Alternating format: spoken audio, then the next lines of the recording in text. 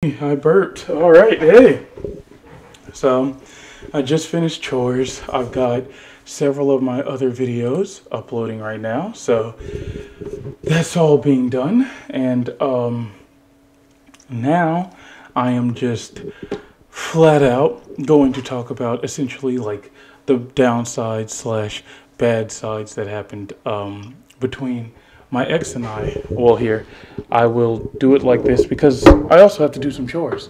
Now, when I say like downsides or bad sides or whatever the case may be, I am referencing more to the overall like things that she did that more so could have crossed the line.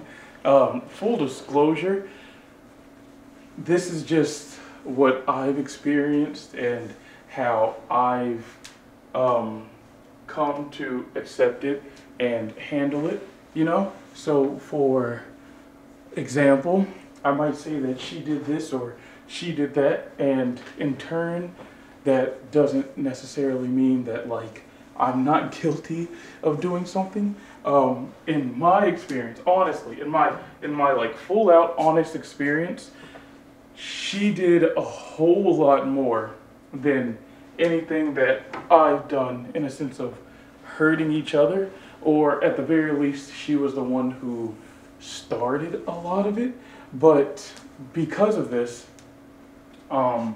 based on what my coworker was talking about, and based on how I decided to handle the relationship after the last few classes I went to, I put all this stuff into account when thinking things through and thinking things over. And that's why I was contemplating whether or not I should make this a video or not, because I do have some people that I know that watch my channel that like live around me, or at least knows like my family to an extent, and I completely forgot that they did. And this doesn't necessarily deter me from like posting content or making content. It's just more so in a sense of who knows, like me personally, who knows like my family, and who knows like my exes, or I think I said that right. So in this sense, like I said, it's not really supposed to be a video where it's like a witch hunt against my ex, but it's also not supposed to be a video where like I'm only highlighting the good that I did and the bad that she brought, right? In class, one of the things my professor talked about is that after a breakup, no matter how you say it, when people like ask about what happened, or when you explain to people what happened in your relationship, chances are, no matter what you say, it's always going to come out making you sound like the good guy, right? So like people would say, oh man, we just had to break it off. It was my fault, it was me. And for you to be like, hey, it's me, like I'm the problem, shows that like you're mature enough to accept that you're the person who's at fault, which puts you in a good light. If you say, oh no man, we broke up because she was doing this or she was doing that, well hey, guess what, you made yourself in like the good spotlight as well, because now she's the problem, but she's not mature enough to come out and admit it, so you're kind of just airing her dirty laundry out, which therefore makes you sound like the good guy, which overall, it's just never really win-win, because it's always gonna, to an extent, make you look like you're winning. So I feel like when it comes to stuff like that, the best thing that you could probably say is we both had our issues and we both just weren't compatible. And that's something we talked about in class, is being compatible with another person. If this person feels like they like this or they like that, and you know for a fact you don't, and it's something big enough to where it can alter how you two show affection or stay with each other or whatever the case may be, then you got a wall, and you have to decide if you're willing to give yourself up to be with that person and let that wall, keep you blocked off, or if you are going to find somebody who doesn't have that wall and move on and save each other the potential heartbreak. And we didn't exactly go into all of that in detail in class, but to an extent, that's some of the stuff that we talked about. So, yeah, I'm saying all this to say that I'm not trying to, like slander or just make my ex seem like this terrible demon, right? She had her shortcomings, I had mine, and this is more so just a list of things that basically shine a light on why my coworker was, hopping around and somewhat indecisive of, oh, you should be with her. Oh, you shouldn't, And even then, it doesn't even cover all of that, because I'm sure he had his own reasons as to why I should, and just was kind of on the fence as well. So, yeah, I'm going to finish up these chores and then we'll get into it. Oh my God, I'm tabbed over again. You remember earlier this morning when I did that and I just did it again and now it looks stupid in 1080p? Yeah. Okay, chores done. Now let's get into it. So for starters, oh my gosh, this might go down a list.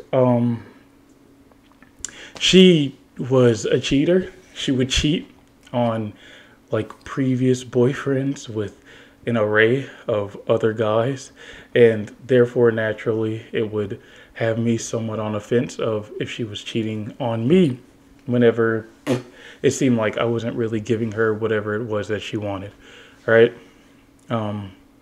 She lacked communication. After a certain point in a relationship, she just did not want to talk to me anymore. And for some people that might, fly as okay. But if something is like an actual issue between you two, then you need to establish it between each other, right? It shouldn't be one of those things where it's one of you talking at the other, or one of you hoping that like the other one will talk and just giving them time and that time never coming. So, it was cheating. Well, potential cheating. Well, actual cheating, like outside of me. Potential cheating while with me, as well as a lack of communication. It was complimenting other guys while with me, which means definitely when she was away from me, there's no telling what she was doing. She was pretty much flirting with my friends, more so my friends' friends. They weren't straight up friends to me. And during this process, she ended up regretting it because some of those friends ended up being, bad people. And she knew them, not before I knew them, but she knew them a little after I did, because I went to school with them when I was younger, and then she and he went to school a little later on, and she was like, while being with me, was basically telling me how she wanted to be with him. And then when I let her know what he was known for, because we live in a like small town and word gets around, she was just appalled by him, and then was like, oh, never mind, I want to be with you. And it's like, you can't you can't just do something like that and expect things not to be bad between us, right? Joked about cheating, like wanting to have threesomes with old exes or strangers. Another thing was keeping old exes and potential partners in her phone and communicating with them, which I originally didn't have any issue with at all, because it's like, hey, whatever, like if that's you, that's you. But these same people were like actively talking about wanting to get into sexual stuff with her, and she would just let them. And it's like, okay, hold on, now we have to draw the line somewhere. What's going on, She would defend exes after, and I say that as if like I was just outright trashing them.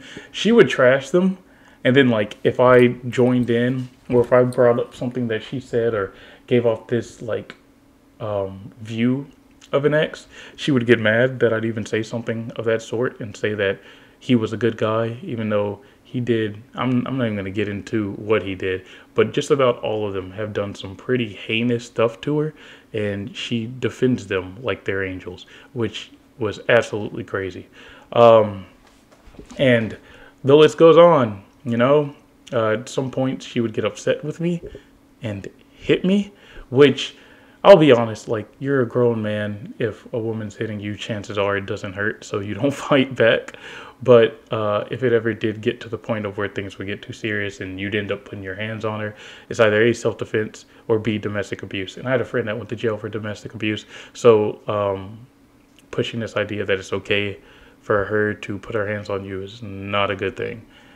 Um, she had some tendencies of trauma relating to like the whole sexual scene altogether, which being like an SA victim, I completely understand. But at the same time, I think she's the one person I've met who handles it the complete opposite of what's expected for you to, which I know a good chunk of people might say, oh, well, you know, there's no expectation because everybody handles trauma differently. And that's true. I can understand that. But you don't get SA'd for however long, right?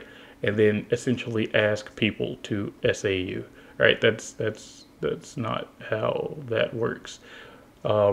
She had issues with that, and a handful of stuff in that department that I'm not even going to get into. Um, Outside of that, it was, you know, just random threats, letting her mom more so control her life, and her mom was very, very toxic, right? She would talk down to her daughter constantly, tell her she'd never be nothing, she'd grow up to have nobody love her, she'd die alone, right?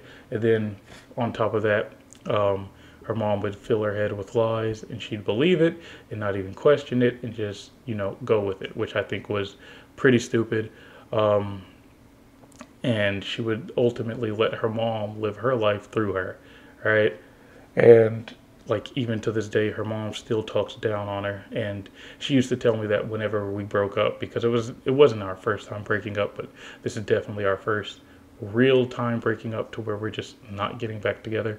She used to tell me that whenever we did take little mini breaks or whatever, whenever we were arguing or something, that her mom would actually be happy that we broke up, and she'd like have this grin and talk about how I never loved her, or how I was seeing somebody else, or how some of her friends, which I'll be honest with you, her mom has no friends. Her mom talks about her going to die alone, but we all, like not just me, not just my ex, but my ex's dad, everybody knows that her mom is going to die alone. There's things that you just don't do to somebody that her mom has done to a lot of people, and nobody's going to be at her funeral to give her any kind of like, we're going to miss you speech, right? And I feel like that's got to be the saddest thing to ever happen.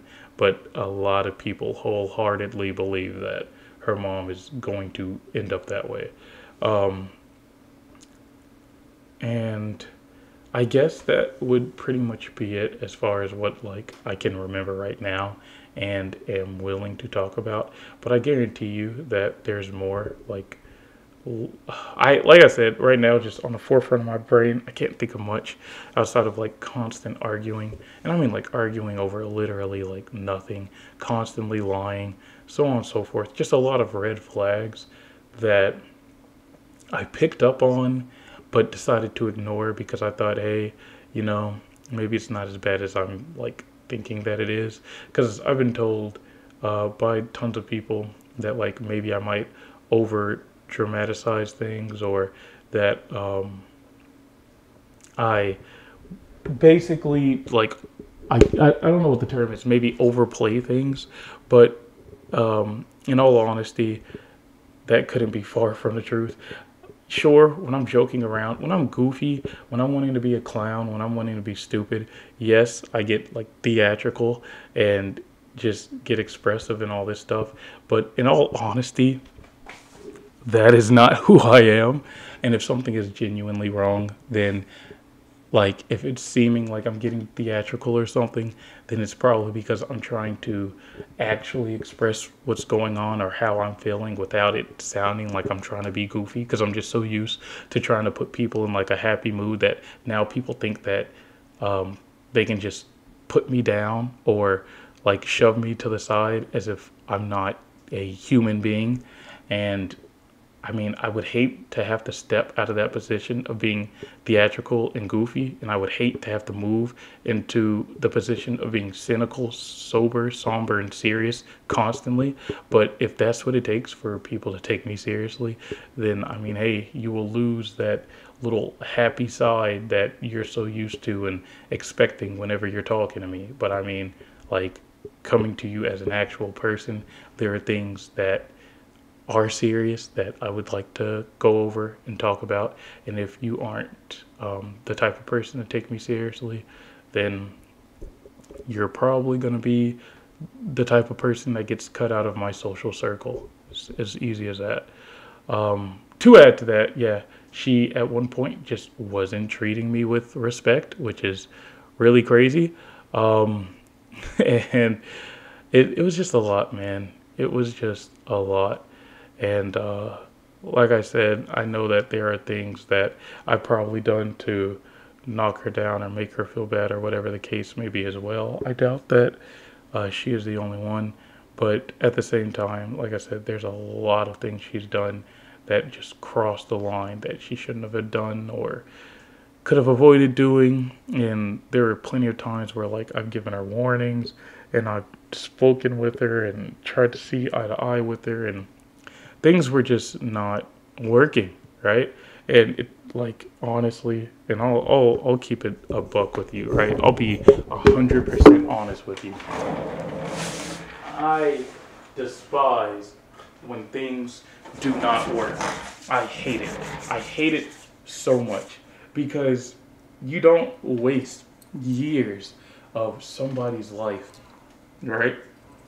Giving them like this false hope that you'll get better or that things will be better between like the both of you, just for you to like never follow through on your promise, right? And that's essentially the type of person she was. And maybe in like a year or two she'll change, but like I said, I had an ex who told me, it's for the best, where X is for a reason. That was one of like the last things my last ex said. And I'm basically like in that mind state now. We broke up, it's for the best. Everything happens for a reason. If you can't give what a standard relationship requires, then we shouldn't be together. And it's just as simple as that. So it sucks. You hate to see it, man, but whatever. We bowl. Um, yeah, so that's some of the reasons why my coworker most likely was pushing things away. Um, Due to the lack of trust and no communication, based on what my teacher was teaching, I felt that it was probably best that we should break up. I didn't outright break up though, to give you a heads up. We actually talked with each other, um, or at least I tried to talk with her to clear the air, and she just was not hearing it. And that's when I realized, okay, I'm not going to keep stressing myself out and burning myself out over something that just isn't going to come. And that sucks. That really does. But, it happens. And now it's all, um, what do I do from here on out? Where do I go? How do I handle what's happened? And with that, I say, um, I just have to move on. I have to heal. I have to grow. And that takes time. It's not easy, but it happens. And when I'm finally in the place that I need to be, chances are I'll look back on all this and just laugh at me ignoring the red flags and how stupid it all actually turned out to be when it could have been so much more simple. I also feel like if I move from here to somewhere else, I will find somebody who is more my speed. I feel like here things are um, judgmental. things are closed off, things are wrong. Things down here just aren't the way that they should be. And I know that there are places like this everywhere around the world, including literally on the other side of Earth, right? But I'm sure that somewhere along the way, um, there's somebody who relates to me, who feels what I feel and who believes what I believe. And it's all a matter of just giving it time to focus on myself, get better, and find that person who is compatible with me. But yeah, to the ex, if she's listening to this, um, why did you open the garage door but leave your main door closed?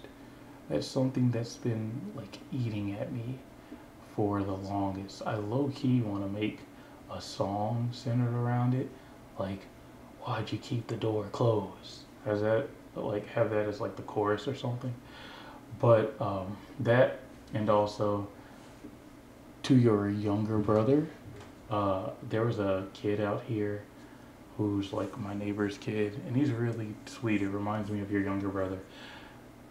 If your younger brother asks about me or wants to see me or something, I don't mind talking to him or even hanging out with him.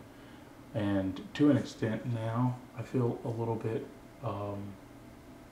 I feel a little more stable, confident in me, right? So I don't feel like I have to avoid you or something. I feel like it's cool to talk to you. It's just that I know, based on especially what my teacher talked about, is if you get too frenzy with an ex, then chances are you'll go back to each other. And if you haven't healed or grown, then you're just repeating everything you've been through. And it's like you've learned nothing. So I'm not going to repeat, not anymore. I'm done with repeating, because it seems like if I do repeat, even if I try to have it be for the greater good of keeping a relationship together, she seems to take that as not respecting me, because I guess it means that I'm not being serious. So here's me being serious. Here's me being an adult. How does this feel? I hope you are okay. Hope you're doing well. If you ever need to reach out or talk, I mean, I'm down to listen. But other than that, I don't think we will be hanging out much often. Like I said, if your brother wants to talk or anything, he's always welcome. Kid is adorable. I love that kid. Other than that, yeah, that's pretty much it. I don't even really feel tired anymore. I low-key want to play Type Soul and have like a first playthrough, first experience run. But I already have some friends who play it, so I'm wondering if I should make my first video with them playing with me. And then I have some friends that I told I was going to try to get into it, like have them join me. So I'm still trying to decide that. But yeah, that's pretty much it. Like I said, whatever, man, we ball. Speaking of balls, you can eat mine. Peace.